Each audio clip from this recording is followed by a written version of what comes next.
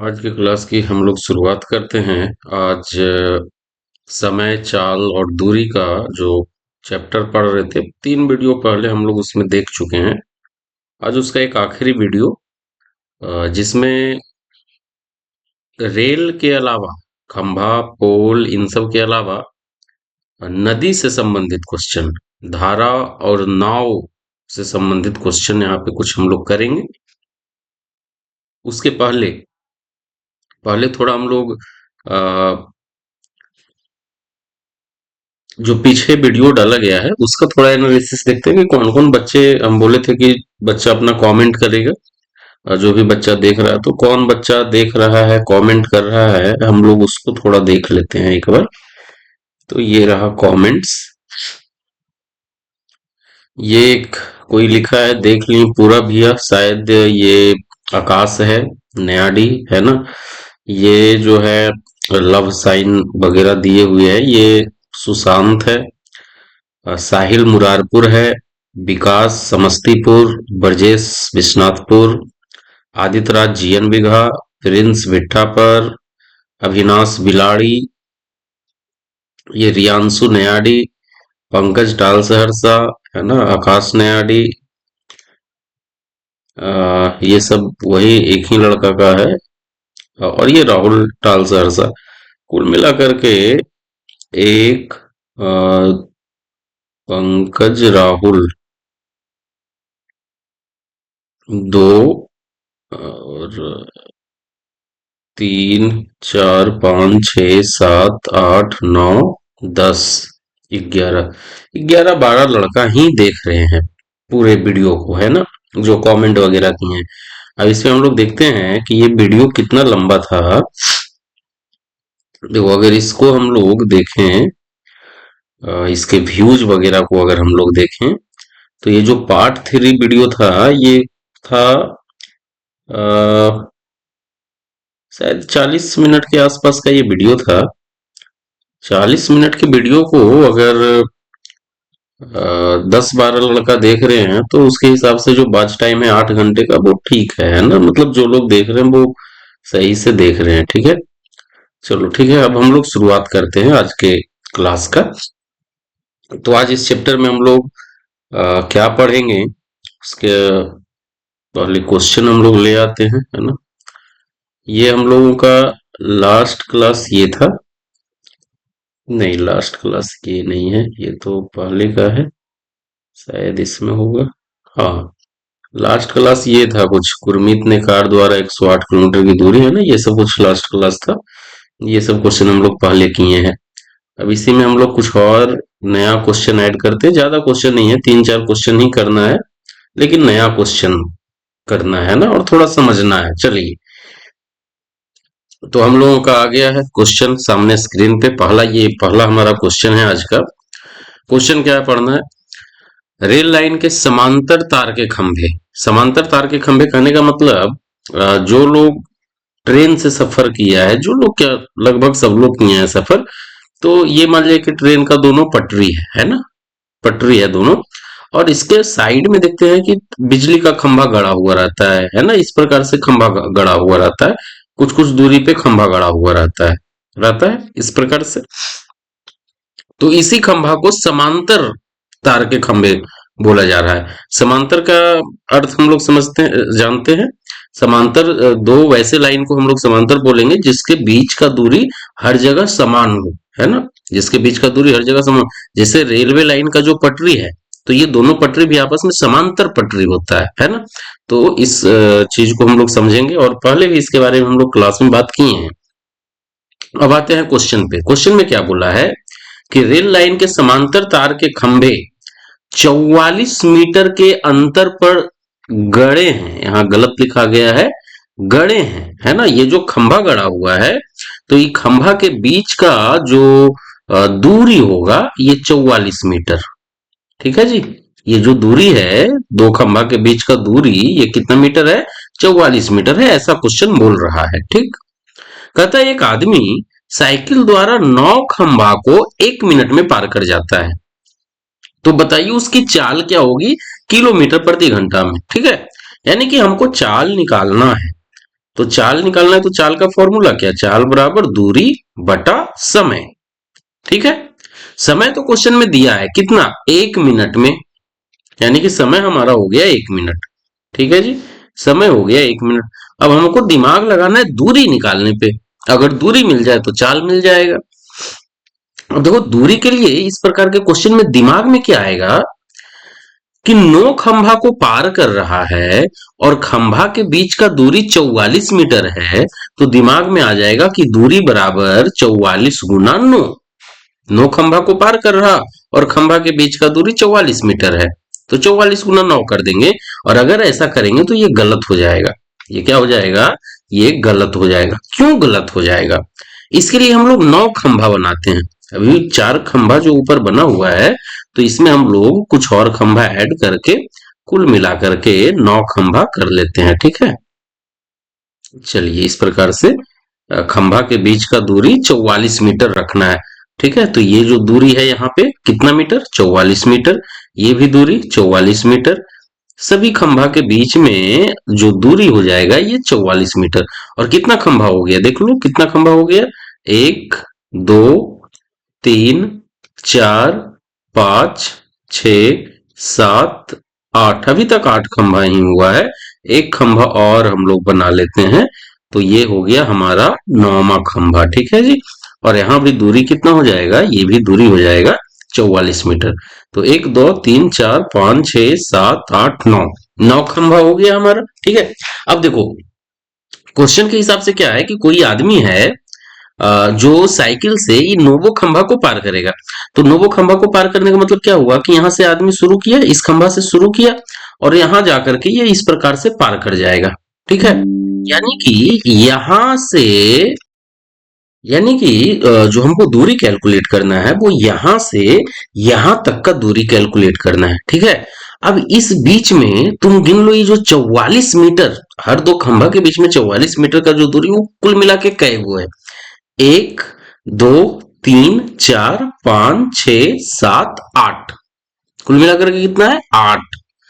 खंभा 9 है, लेकिन उसके बीच में जो गैप बनेगा वो कितना बनेगा, 8 बनेगा, है ना।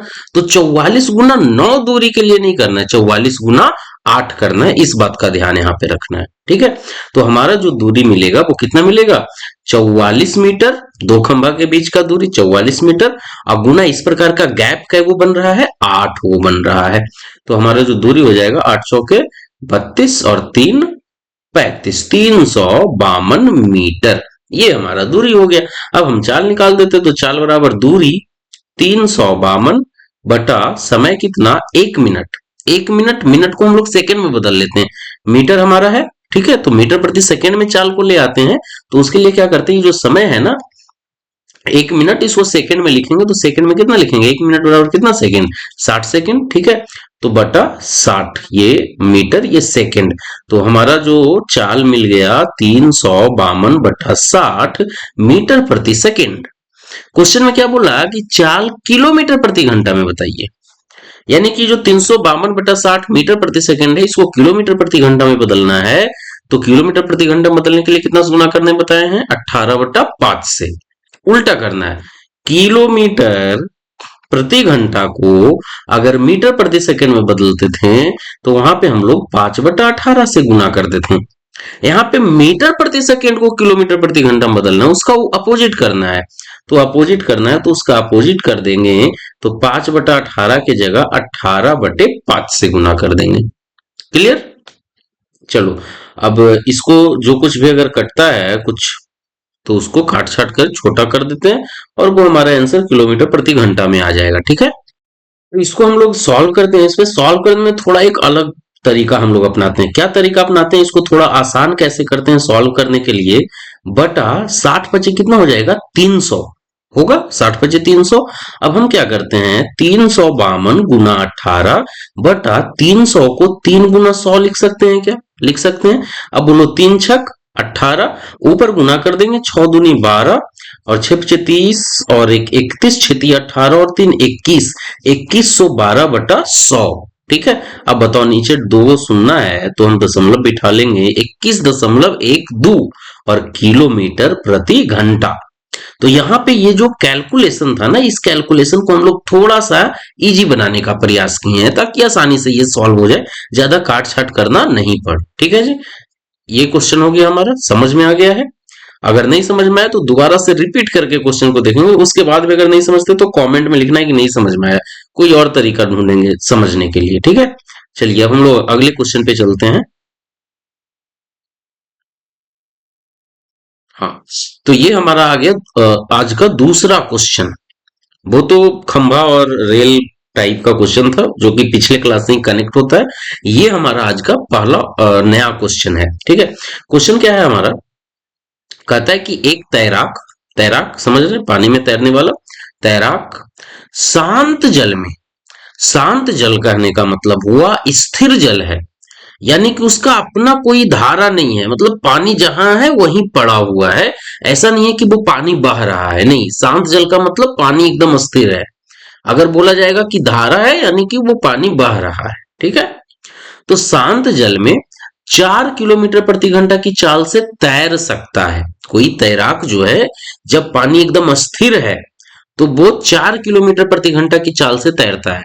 अब एक चीज एकदम माइंड में क्लियर रखना है कि जब पानी स्थिर है, पानी बह नहीं रहा है, तो उसमें जो भी चाल होगा वो अकेले तैराक का होगा, उसमें और कोई चाल नहीं होगा, उसमें कोई धारा का चाल नहीं होगा, क्योंकि पानी अस्थिर है, तो उसमें सिर्फ और सिर्फ तैराक का चाल होगा।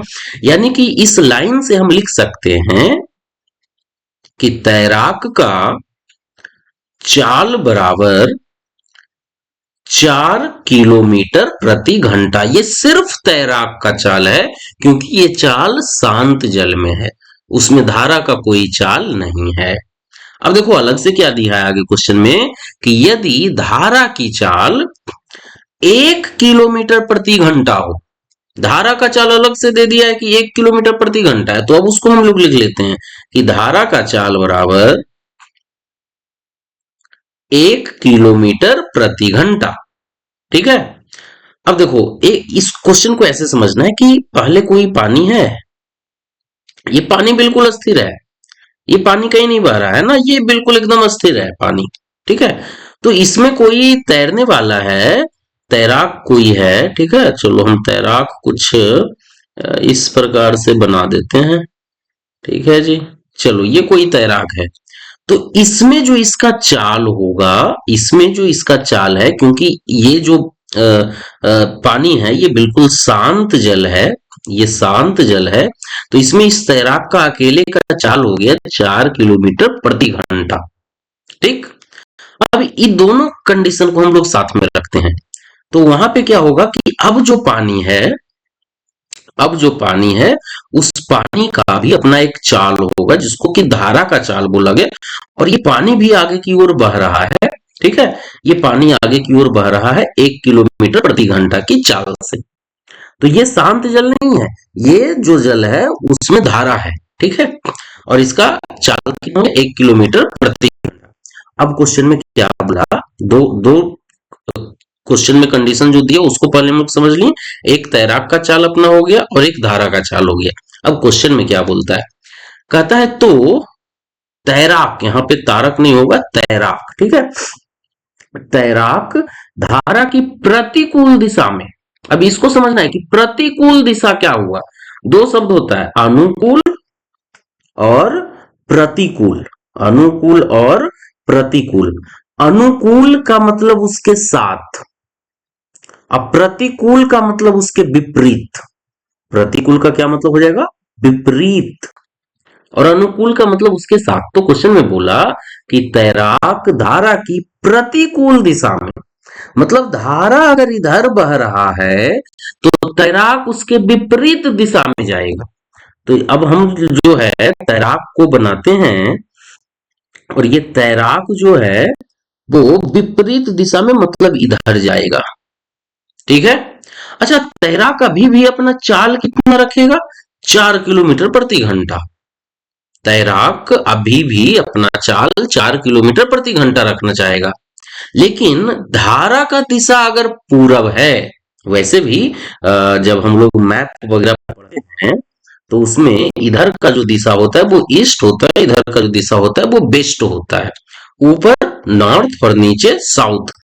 तो धारा का दिशा जो है वो ईस्ट है यानी कि पूरब है, तो उसके विपरीत तैराक का दिशा हो जाएगा वेस्ट यानी कि पश्चिम दिशा में। पहले यहां तक क्लियर होना चाहिए, ठीक है। तो तैराक चाल तो अभी भी 4 किलोमीटर प्रति घंटा ही रखना चाहेगा, लेकिन अब यहीं पे हमको समझना है बात को कि तैराक जो है वो पश्चिम दिशा में 4 किलोमीटर प्रति घंटा की चाल से जाना चाहता है और धारा उसको पूरब की दिशा में 1 किलोमीटर प्रति घंटा की चाल से ले जाना चाहता है। तो फाइनली जिसका चाल ज्यादा होगा उस दिशा में जाएगा। तो चाल ज्यादा है तैराक का, तो तैराक तो पश्चिम दिशा में जाना चाहता है, पश्चिम दिशा में वो चला भी जाएगा, लेकिन क्या वो 4 किलोमीटर प्रति घंटा की चाल से ही जा पाएगा? नहीं जा पाएगा। 4 किलोमीटर प्रति घंटा के चाल से नहीं जा पाएगा, क्योंकि 1 किलोमीटर प्रति घंटा का चाल जो धारा का है वो उसको पूरब की दिशा में ले जाना चाहेगा। तो यहाँ पे हम लोग अभिष्ट चाल निकालेंगे। इसी प्रकार का चाल हम लोग रेल के प्रश्न में भी निकाले थे। तो इस चीज को बस समझना है, कुछ रटना नहीं है, एकदम सिंपल सी बात है कि तैराक 4 किलोमीटर प्रति घंटा की चाल से पश्चिम जाना चाहता है और धारा चाह रहा है कि हम उसको पूरब लेके जाएं 1 किलोमीटर प्रति घंटा की चाल से। तो निश्चित तौर पे जिसका चाल ज्यादा है उसी दिशा में वो जाएगा। तो तैराक का चाल ज्यादा है तो वो जाएगा तो पश्चिम दिशा में, लेकिन 1 किलोमीटर प्रति घंटा का गैप आएगा जो धारा है उसके चाल को कम करेगा। तो अभिष्ट चाल कितना निकलेगा? 4-1 = 3 किलोमीटर प्रति घंटा। यानी कि तैराक जो है वो 3 किलोमीटर प्रति घंटा की चाल से ही पश्चिम की दिशा में जा पाएगा, क्योंकि उसका 1 किलोमीटर प्रति घंटा धारा की चाल को मैनेज कर रहा होगा। ठीक है जी। तो इस चाल से तैराक जाएगा उस विपरीत दिशा में। और कितना जाना है? तो कहता है प्रतिकूल दिशा में 9 किलोमीटर जाना है। तो दूरी दे दिया है कि दूरी बराबर 9 किलोमीटर। तो बताइए कि कितना समय लगेगा? अब चाल आपके पास है, दूरी आपके पास है, तो समय निकाल देना है। समय बराबर दूरी बटा चाल। दूरी कितना? 9 किलोमीटर बटा चाल कितना? 3 किलोमीटर प्रति घंटा। 3 × 9 किलोमीटर खत्म, घंटा ऊपर चला जाएगा तो समय कितना आ जाएगा? 3 घंटा। क्लियर है बातें यहां तक?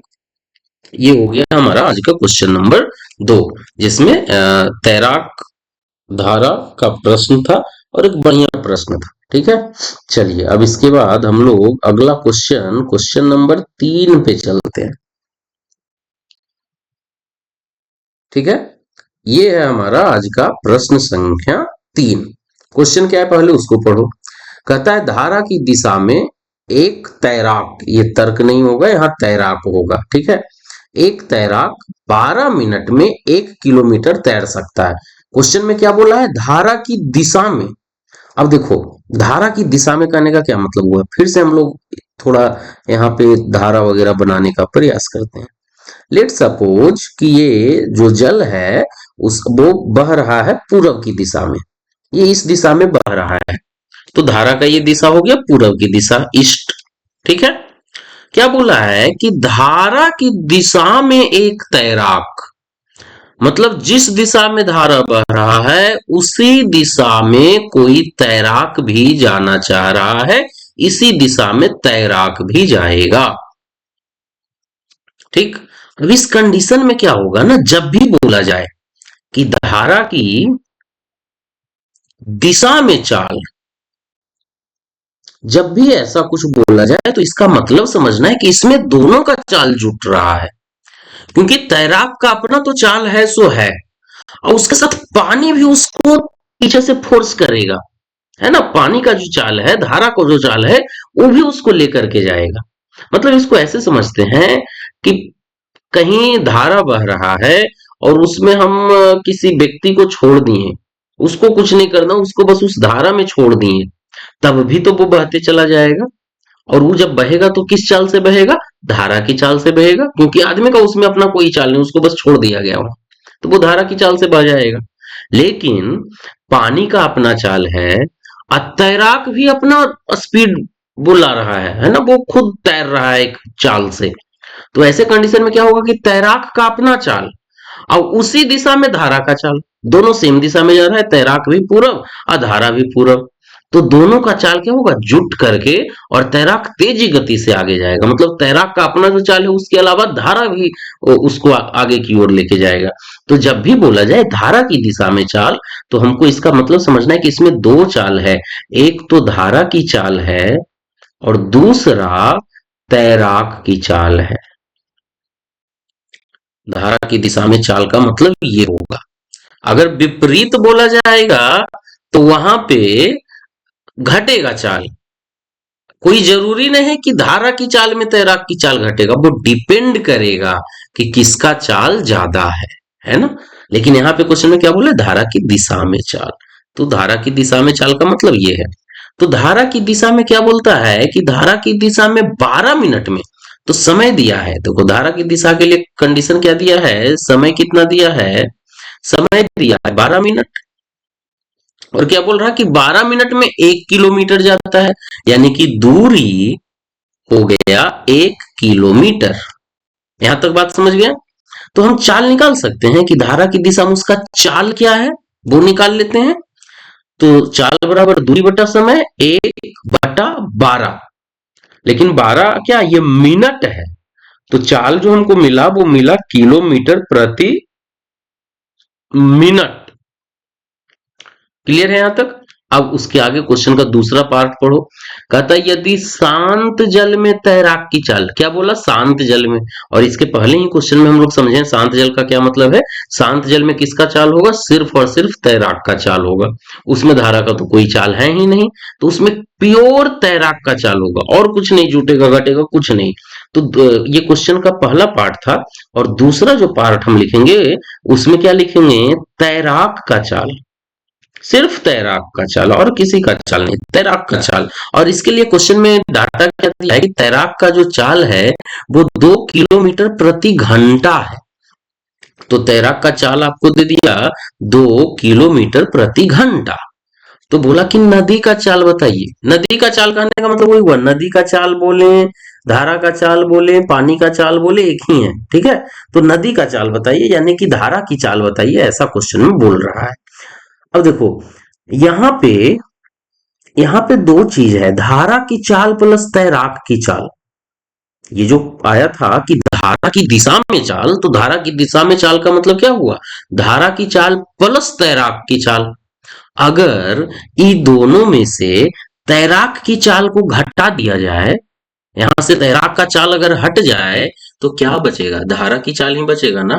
तो बस हमको यही करना है कि इस वाले चाल में तैराक के चाल को घटा देना है। लेकिन घटा पाएंगे तब जब दोनों का इकाई सेम होगा। यहाँ पे दोनों का इकाई अलग अलग है, एक है किलोमीटर प्रति घंटा में, एक है किलोमीटर प्रति मिनट में। तो हम क्या करते हैं कि इस किलोमीटर प्रति मिनट को किलोमीटर प्रति घंटा में ले आते हैं। तो घंटा में लाने के लिए मिनट को किसमें बदलना पड़ेगा, घंटा में बदलना पड़ेगा। तो मिनट को घंटा में बदलना है तो 12/60 से भाग कर दो, 12×5 = 60 बराबर 1/5 घंटा। अब इसी चाल को घंटा के रूप में लिखेंगे तो दूरी तो यही 1 किलोमीटर, अब बटा समय कितना, 1/5 घंटा, बराबर 1 × 1/5 हो जाएगा, 5/1 बराबर 5 किलोमीटर प्रति घंटा। कहने का क्या मतलब हो गया कि धारा की दिशा में चाल 5 किलोमीटर प्रति घंटा है, जिसमें दोनों का चाल है, धारा का चाल भी तैराक का चाल भी। और सिर्फ तैराक का चाल 2 किलोमीटर प्रति घंटा है। तो हम अब इसको घटा दें कि धारा की चाल प्लस तैराक की चाल, इसमें हम घटा देते हैं किसको, तैराक की चाल को, तैराक की चाल को, बराबर, बोलो ये दोनों जोड़ करके कितना है, 5 किलोमीटर प्रति घंटा, माइनस अकेले तैराक का चाल कितना है, 2 किलोमीटर प्रति घंटा। तो घट करके आ जाएगा 3 किलोमीटर प्रति घंटा। और ये घट करके कौन बचेगा, देखो तो जब घटाएंगे तो ये तैराक की चाल खत्म, तो बचा क्या, सिर्फ धारा की चाल। तो यहां से हमको मिल गया क्या, धारा की चाल बराबर 3 किलोमीटर प्रति घंटा। क्लियर है बात यहां तक? तो ये हमको समझना है, इस प्रकार से इस क्वेश्चन को सॉल्व करना। एकदम आसान सा क्वेश्चन था। बस ये सब चीज को हमको समझने पे ध्यान देना है कि धारा की दिशा में चाल अगर बोला तो उसका क्या मतलब हुआ, धारा के विपरीत अगर बोल रहा है तो उस पे क्या हमको करना है ना? वो क्वेश्चन के अकॉर्डिंग इन सब चीजों को हमको समझ के सॉल्व करना है, कुछ भी रटना इस सब में नहीं है। ठीक है?